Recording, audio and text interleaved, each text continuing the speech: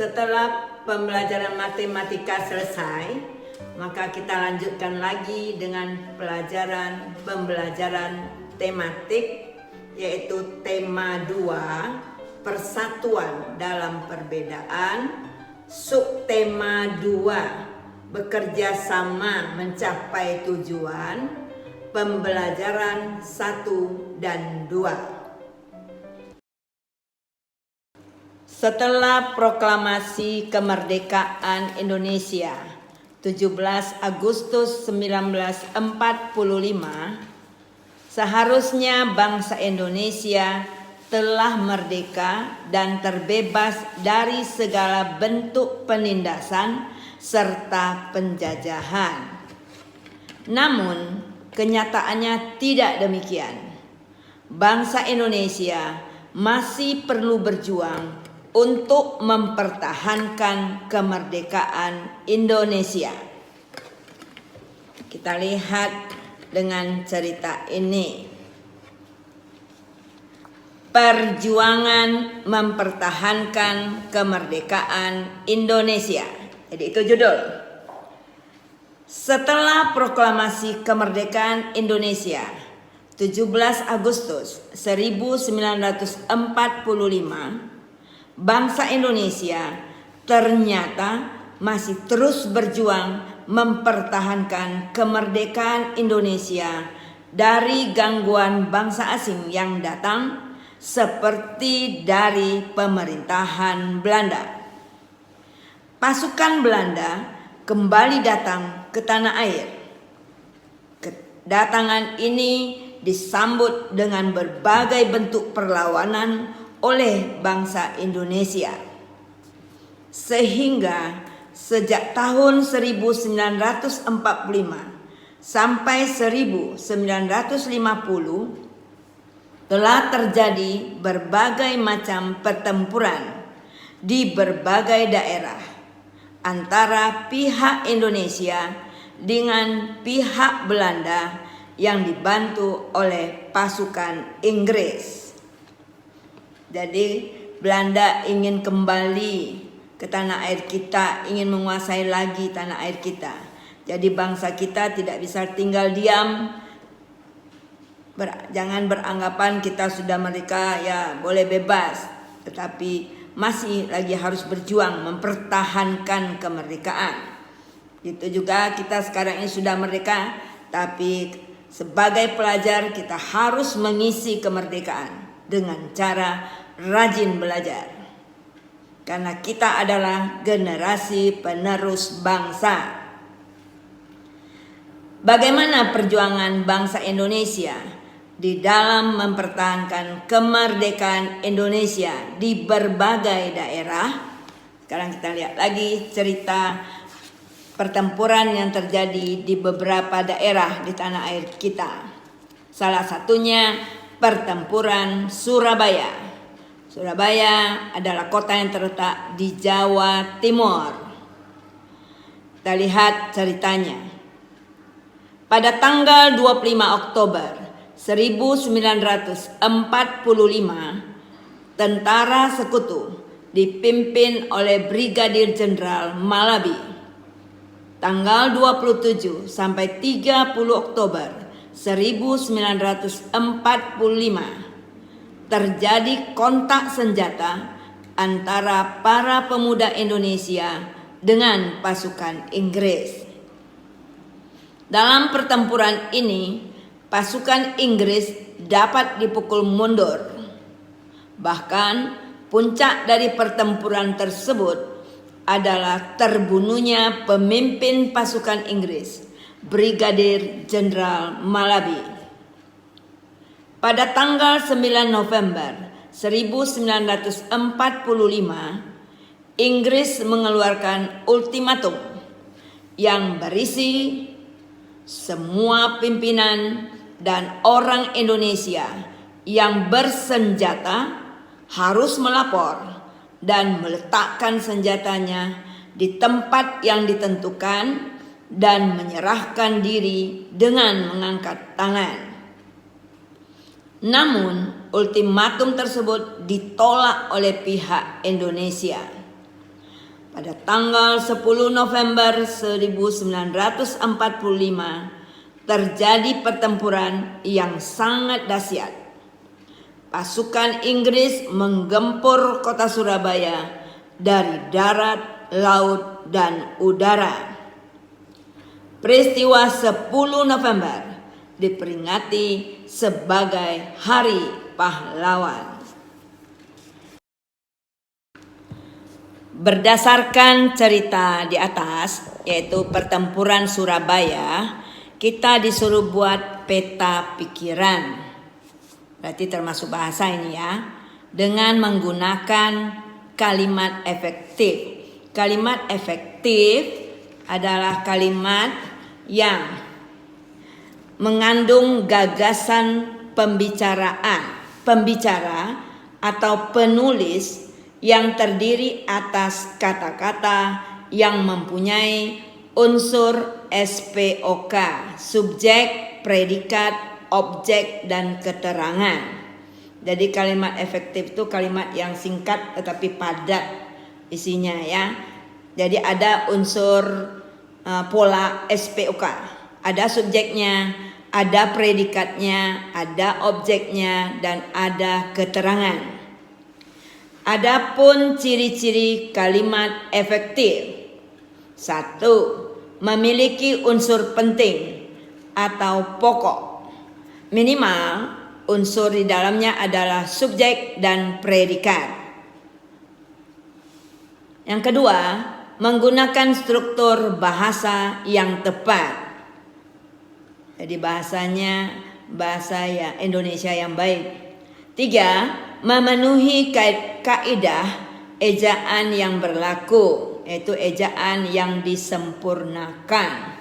Yang keempat, menggunakan pilihan kata atau diksi yang tepat dan sesuai kebutuhan. Itu ciri-ciri kalimat efektif. Kita menggunakan kata tanya apa. Jadi kalimatnya terserah ya. Di sini Cica beri contoh. Jadi kalian bisa buat kalimat apa saja, tetapi ada kaitannya dengan kata tanya apa. Dan jawabannya pun harus ada dalam cerita tadi, pertempuran Surabaya. Jadi kira-kira pertanyaan untuk kata apa? Apa isi ultimatum Inggris kepada rakyat Surabaya? Jadi ultimatum itu maksudnya peringatan keras dari Inggris terhadap rakyat Surabaya. Ada jawaban di cerita. Jawabnya, semua pimpinan dan orang-orang Indonesia yang bersenjata harus melapor dan meletakkan senjatanya di tempat yang telah ditentukan dan menyerahkan diri dengan mengangkat tangan. Jadi itu jawabannya. Jadi kalian buat kalimat tanyanya dengan kata apa. Kemudian kata tanya mengapa. Yang kedua, kita buat kalimat tanya memakai kata mengapa.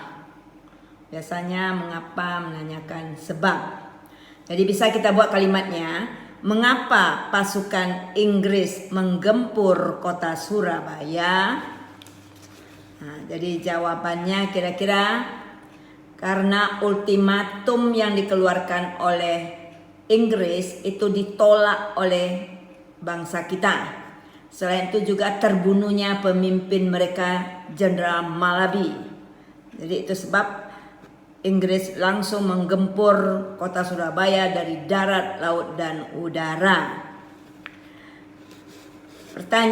Jawab kalimat yang ketiga. Kalimat yang ketiga dengan kata tanya siapa.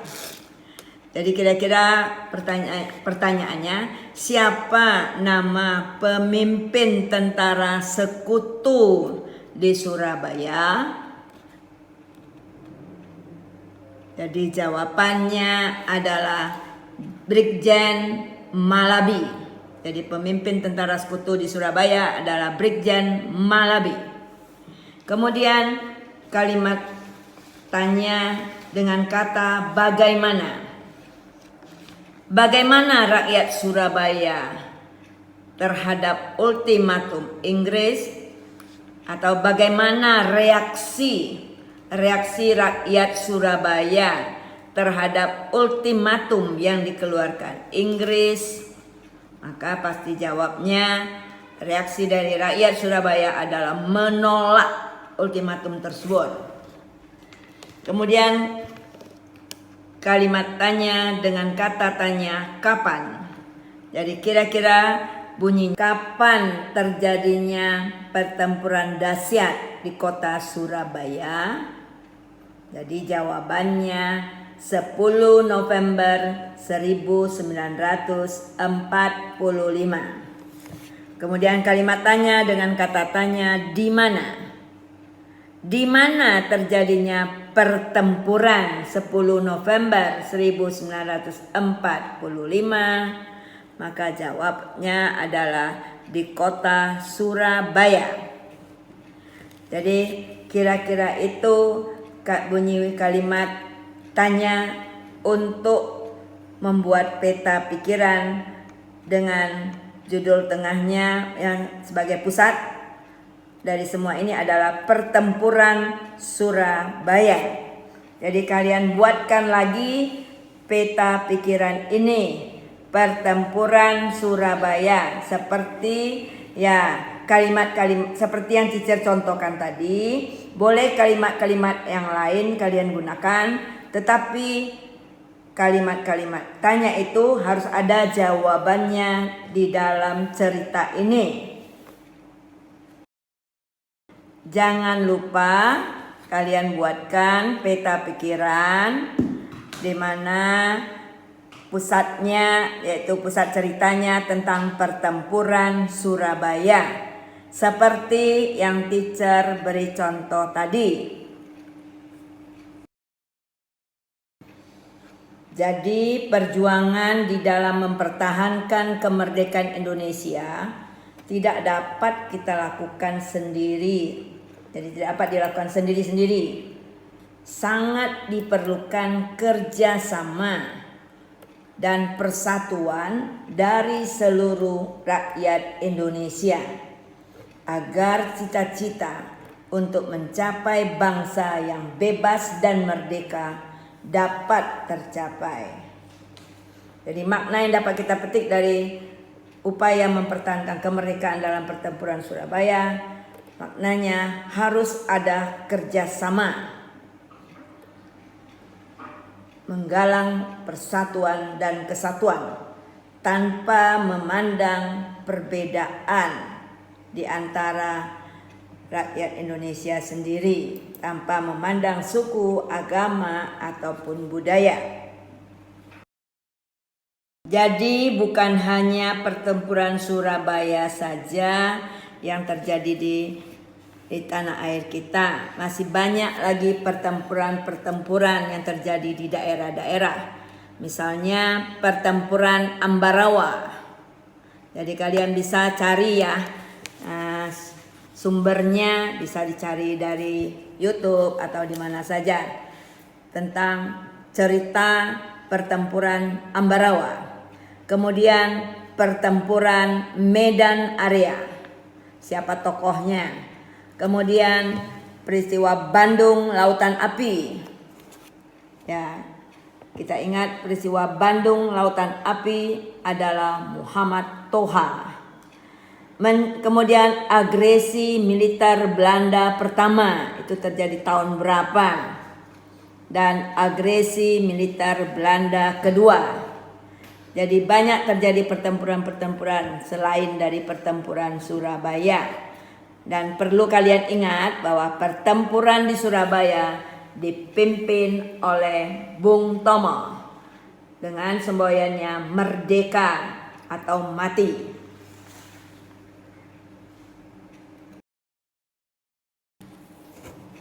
Setelah kita belajar tentang sejarah perjuangan mempertahankan kemerdekaan, sekarang kita akan pelajari lagi tentang cara hewan menyesuaikan diri dengan lingkungan tempat tinggalnya, atau kita sebut cara hewan beradaptasi. Jadi Tuhan menciptakan berbagai makhluk hidup dengan berbagai keistimewaan yang dimiliki oleh makhluk hidup itu. Keistimewaan itu kita sebut dengan ciri khusus yang dimiliki oleh makhluk hidup, misalnya tumbuhan ataupun hewan. Dan biasanya ciri khusus ini erat hubungannya dengan tempat tinggalnya atau habitatnya. Di sini kita juga disuruh membuat peta pikiran ciri-ciri hewan dan habitatnya. Jadi bisa kalian lihat halaman 48 pada buku Head. Ada beberapa hewan yang dibuat di sini, yaitu ayam, ikan, bebek, dan cecak. Jadi kalian bisa buat ciri-ciri ayam.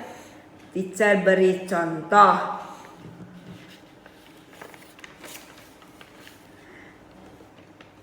Ciri-ciri ayam, umpamanya paruhnya runcing, kemudian kecil,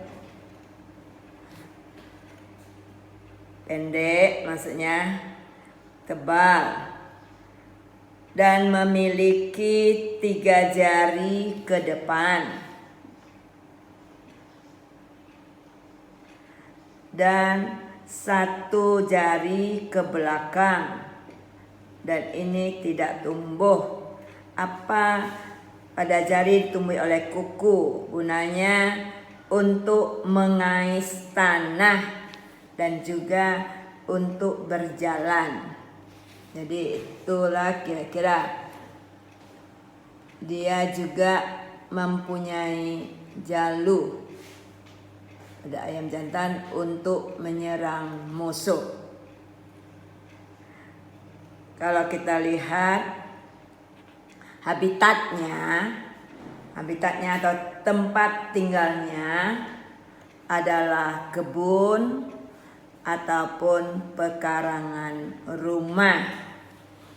Jadi ada kalanya ayam berada di dalam kebun ataupun di pekarangan rumah. Kita lihat bebek atau itik. Ciri-ciri itik yaitu paruh besar yang kita sebut seperti sudu, ya, tumpul. Kemudian bulunya dilapisi sejenis zat minyak, sehingga kalau dia masuk ke dalam air, dia keluar lagi, bulunya itu seolah-olah tidak basah karena ada kelenjar minyak. Biasanya di pangkal ekornya. Kemudian kakinya berselaput. Jadi di antara jari kaki ada selaput tipis yang digunakan untuk berenang. Ciri-ciri habitatnya, ciri-ciri tempat hidupnya. Hidupnya juga di daratan ataupun di tanah berlumpur atau becek dan di perairan dangkal. Kemudian kita lihat lagi dengan ikan. Kalau kita lihat ikan, ciri-ciri ikan adalah memiliki sirip. Jadi ada sirip ekor, ada sirip punggung, ada sirip dada, ya, yang digunakan untuk berenang. Kalau ekor untuk kemudi. Kemudian bernapas dengan insang. Umumnya ikan bernapas dengan insang. Kita lihat ciri-ciri habitatnya. Umumnya pasti ikan di dalam air. Jadi habitatnya adalah air. Kemudian kita lihat lagi dengan cecak. Ya, ciri-ciri cecak. Memiliki zat perekat pada kaki sehingga dia tidak jatuh kalau menempel di dinding. Jadi di telapak kakinya ada zat perekat. Kemudian lidahnya panjang dan lengket untuk menangkap mangsanya, yaitu serangga. nyamuk.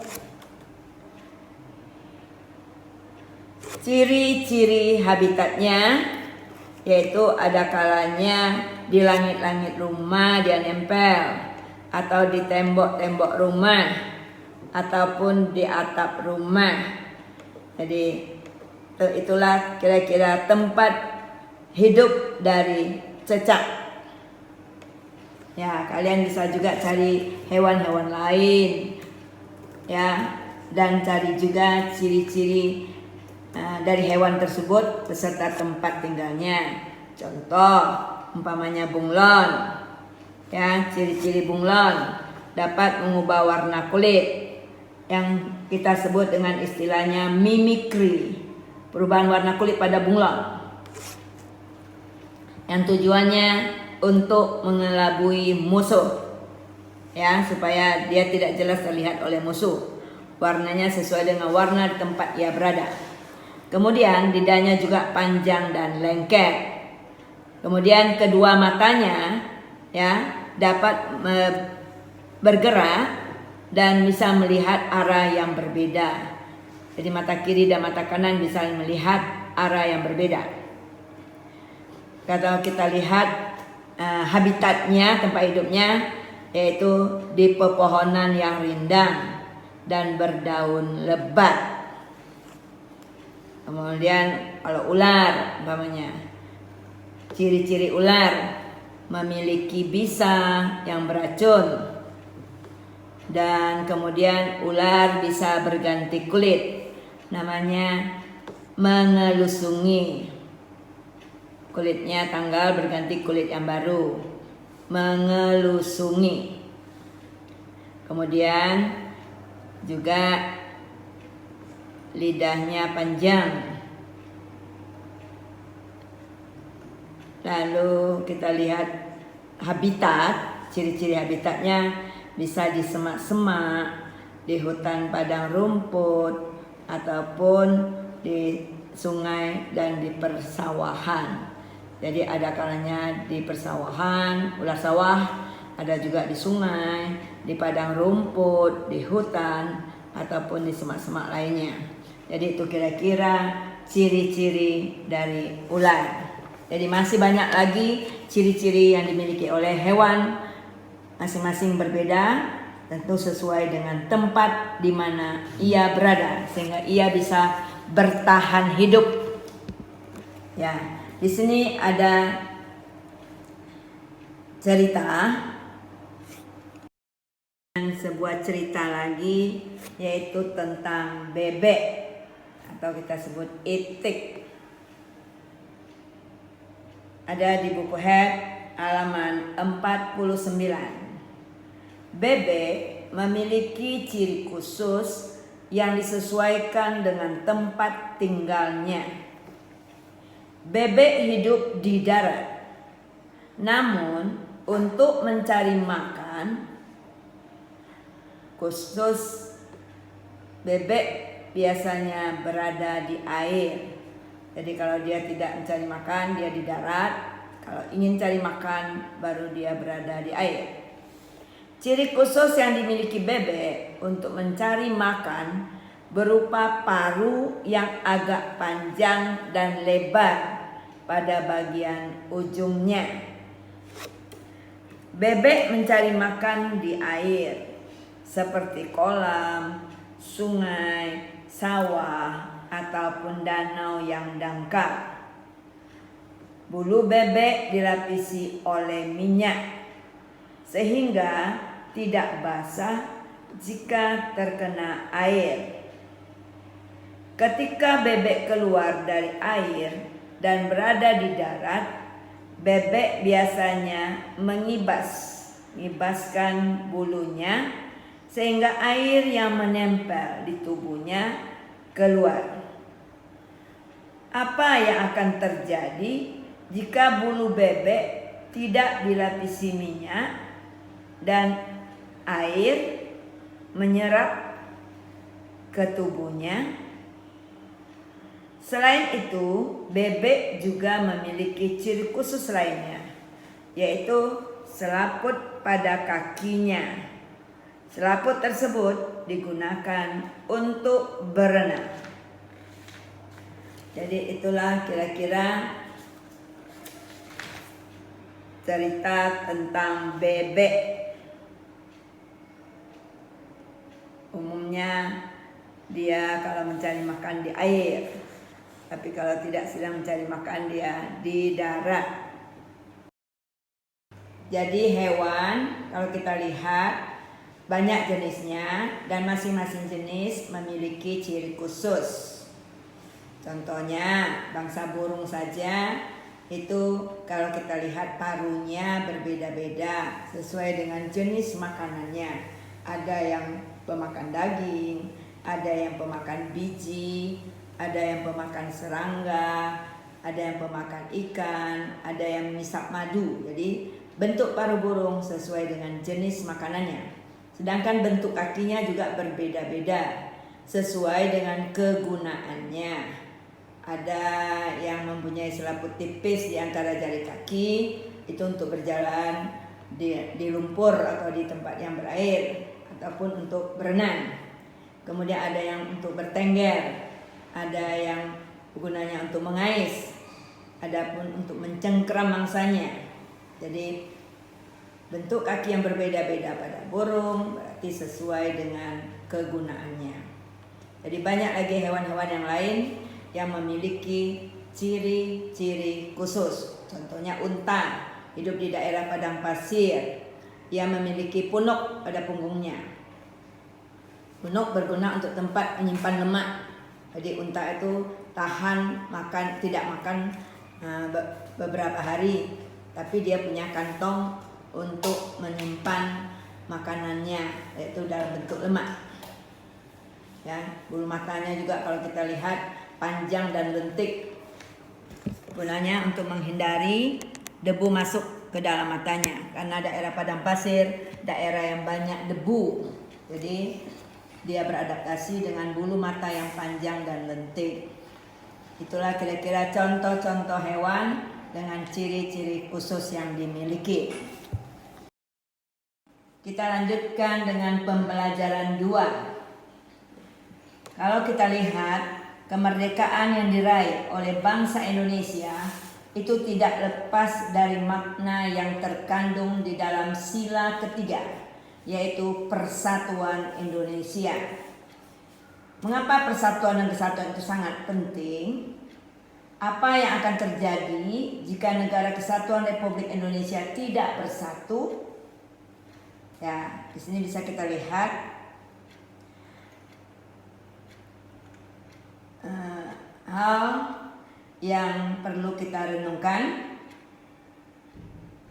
yaitu meskipun Indonesia ini terdiri atas ribuan pulau yang membentang dari Sabang sampai Merauke dengan penduduk yang berasal dari latar belakang dan kebudayaan yang berbeda-beda, namun dengan semangat persatuan dan kerjasama, bangsa Indonesia mampu untuk mengusir penjajah dari bumi Indonesia. Sesuai dengan semboyan, bersatu kita teguh, bercerai kita runtuh. Itu adalah semboyan yang sering didengungkan untuk meningkatkan semangat persatuan pada masa penjajahan dulu. Kita lihat sebuah cerita dengan judul Kami Berbeda Namun Kami Bekerja Sama. Matahari belum tinggi ketika Edo, Dayu, dan teman-temannya bermain di halaman sekolah. Ada yang bermain lompat karet, ada yang bermain petak jongkok, ada yang bermain jongklak, dan sebagian lagi ikut dalam permainan rangku alun. Edo, Dayu, Siti, Udin, Beni, dan Lani memilih ikut permainan rangku alun bersama beberapa teman lain. Mereka memang lebih suka dengan permainan olah tubuh di luar ruangan. Baru beberapa hari yang lalu, teman baru mereka, Yanes, yang memperkenalkan permainan ini. Yanes berasal dari Alor, Nusa Tenggara Timur. Permainan yang menggunakan tongkat bambu ini adalah permainan anak yang digemari di sana. Edo, Dayu, dan teman-teman di SD Nusantara senang sekali mengenal permainan baru ini.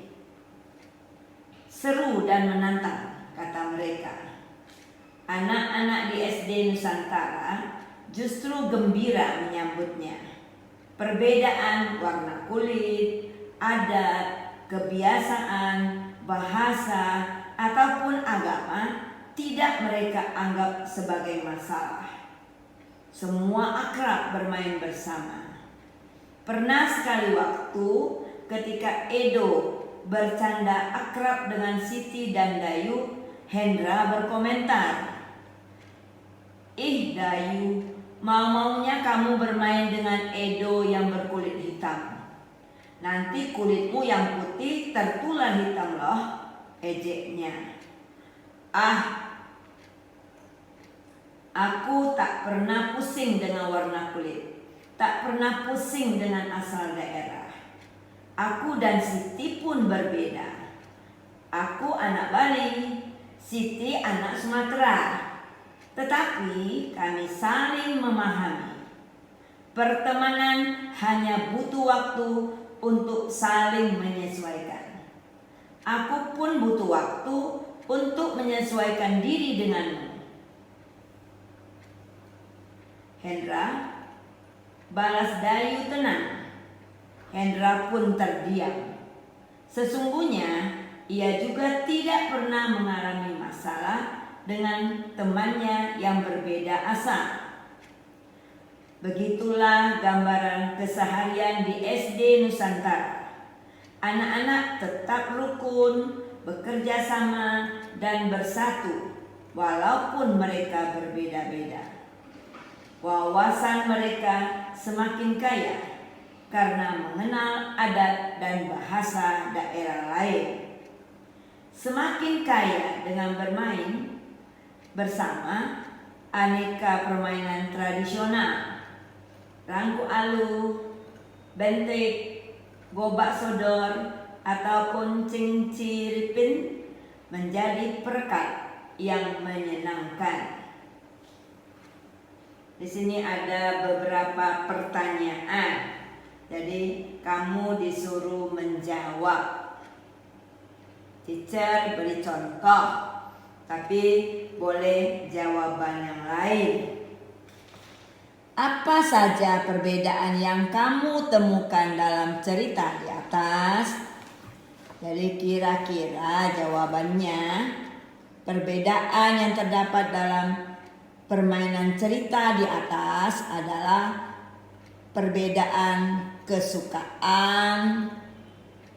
kesukaan permainan yang mau dipilih, asal daerah, warna kulit, adat kebiasaan, bahasa, dan agama. Jadi itu kira-kira perbedaan yang terdapat dalam cerita itu. Bagaimana sikap Edo dan kawan-kawan menyingkapi perbedaan tersebut? Edo dan kawan-kawan menyingkapi perbedaan tersebut dengan cara saling memahami, saling hidup rukun, bekerja sama, dan bersatu. Jadi begitulah mereka menyingkapi perbedaan yang ada. Ya, mereka saling memahami, saling mengerti, kemudian saling hidup rukun, saling bekerja sama, dan bersatu. Kemudian kita lihat lagi pertanyaan yang ketiga. Apakah perbedaan menghalangi mereka dalam melakukan kerjasama? Jawabnya tidak. Jadi perbedaan tidak menghalangi mereka untuk melakukan kerjasama.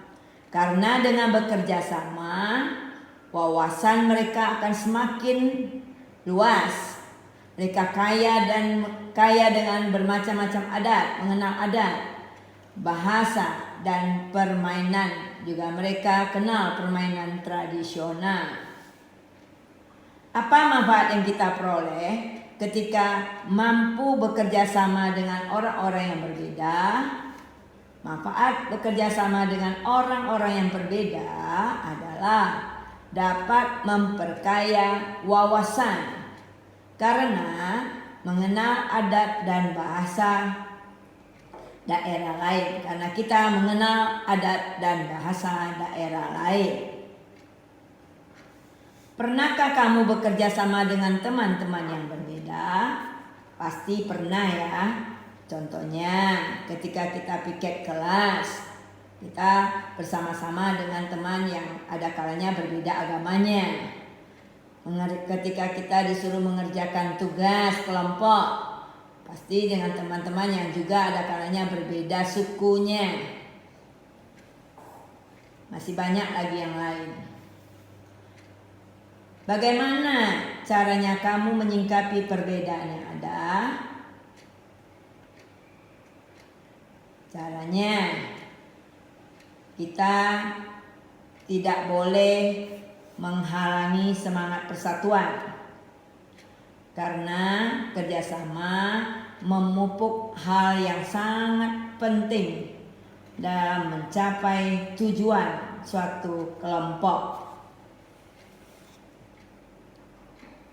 Jadi kita menyingkapi perbedaan yang ada dengan tetap bersatu.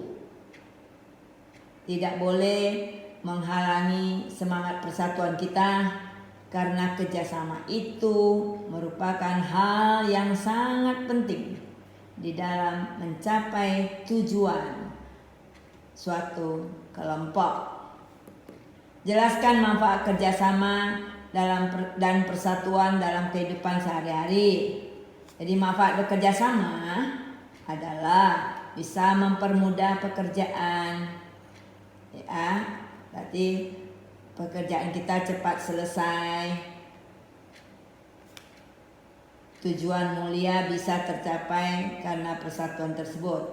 Kita berarti manfaat kerjasama mempermudah pekerjaan menjadi ringan, persahabatan semakin kokoh, makin erat, ya, kita semakin nyaman dengan adanya persatuan di dalam kehidupan kita.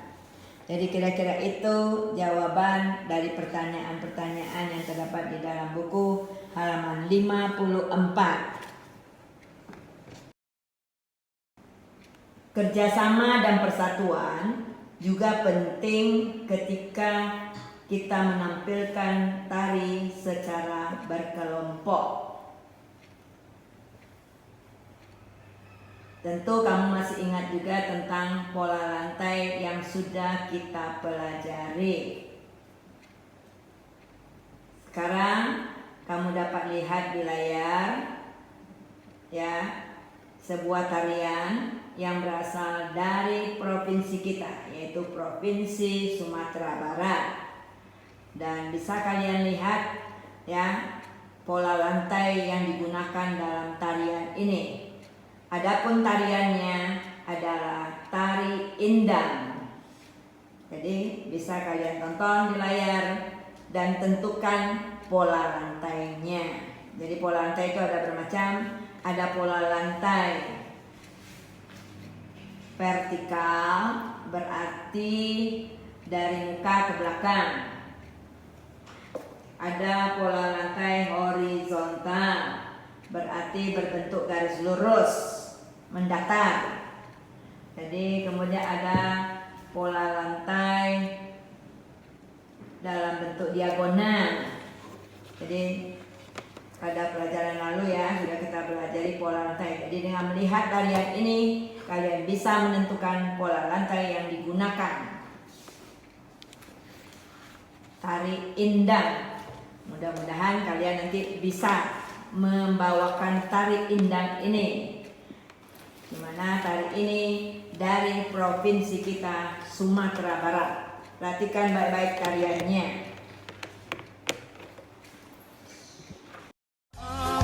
oi kami tuhunkan padodun sana ale ala tibo samuilah salam oi kami ucapkan. Pembelajaran 1 dan 2 pada subtema 2 dan tema 2 sudah selesai. Jadi nanti kalian pelajari dengan baik. Jangan lupa terapkan protokol kesehatan. Jaga jarak, pakai masker, sering cuci tangan, dan makan makanan bergizi supaya kita tetap sehat. Sampai jumpa.